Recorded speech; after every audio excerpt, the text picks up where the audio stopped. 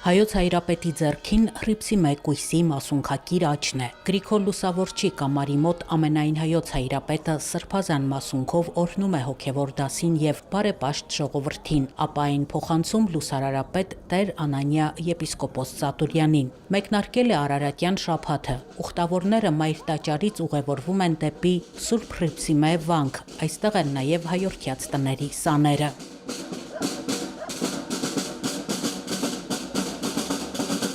Արարատյան շաբաթը ներառում է Հայաստանում քրիստոնեության ընդունման ժամանակաշրջանը։ Երկուշաբթի օրը նշվում է Հռիփսիմյանց կույսերի հիշատակությունը, երեքշաբթի Գայանյանց, հինգշաբթին Շողակաթի օրն է, նույն օրը հիշատակությունն է Հովհաննես Մկրտչի եւ Սուրբ Աթանագինե եպիսկոպոսի, որոնց մասունքները լուսավորիչներ իր հետ բերել Հայաստան։ Շաբաթ օրը խորվիրապից լուսավորչի դուրս գալու հիշատակության օրն է։ Արարատյան շաբաթը ավարտվում է Կիրակի օրը, կաթողիկե Սուրբ Էջմիածնի տոնով։ Արարատյան շաբաթը,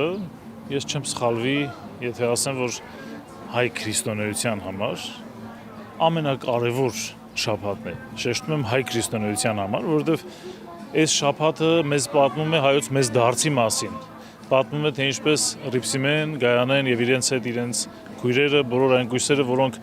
ինչպես շարականագիրն է ասում, անձինք նվիրյալ էին սիրուն Քրիստոսի, այսինքն մարդիկ էին անձինք են, ովքեր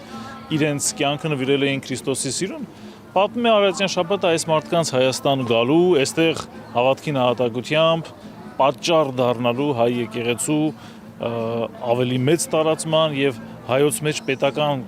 ստատուս ստանալու, որովհետեւ մինչ այդ մենք գիտենք, որ Թադեոս եւ Բարդողոմեոս առաքյալները Հայաստանում քարոզել են եւ այս եկեղեցու հիմնադիրները առաքյալներն են, բայց երրորդ դարի ավարտին վերջավորությանը Սուրբ Հռիփսիմյանք եւ Սուրբ Գայանյանք էին, որ եկան եւ ինչպես եկեղեցու հայրերն են ասում, արյուն նահատակած հիմն եկեղեցու, նահատակների արյունը դարձավ այս եկեղեցու հիմքը։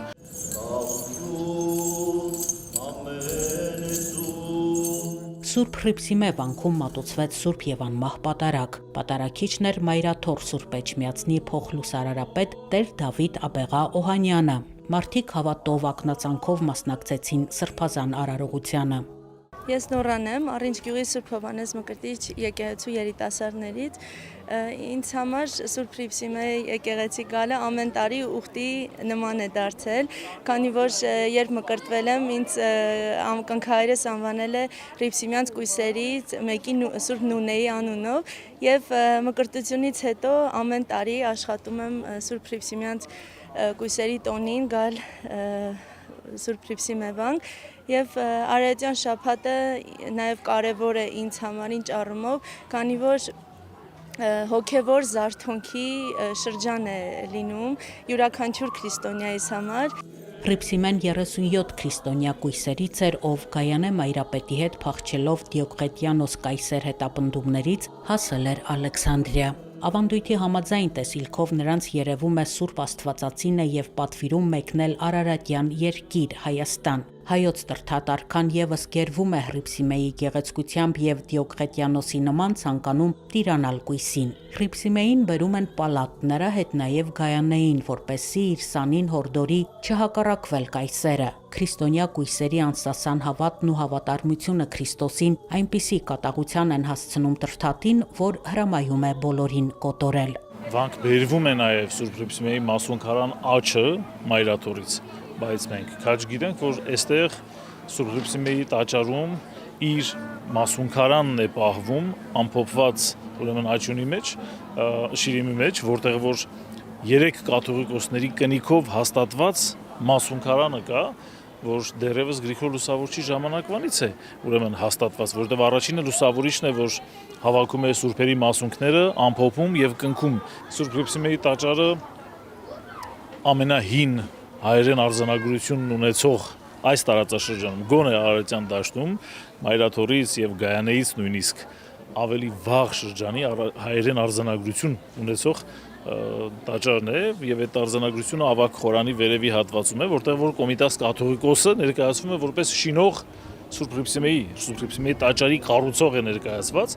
Իր քարոզում Տեր Հայկազուն arczepiskopos Նաջարյանը անդրադարձավ քրիստոնեության վաղ շրջանի պատմական իրադարձություններին, կույսերի դերակատարությանը։ Սուրբ կույսերը մերժեցին կռապաշտությունը եւ չուրացան իրենց հավատքը։ Պրիփսիմեին անգամ թագուհու պաշտոն առաջարկվեց, սակայն նա ընտրեց Քրիստոսի սերը։ Պրիփսիմյանց կույսերի մարտիրոսությունը հետագա դարերում քրիստոնյաների համար դարձավ առ Աստված նվիրումի եւ անձնազոհության օրինակ, ասաց հայկազուն Սրբազանը։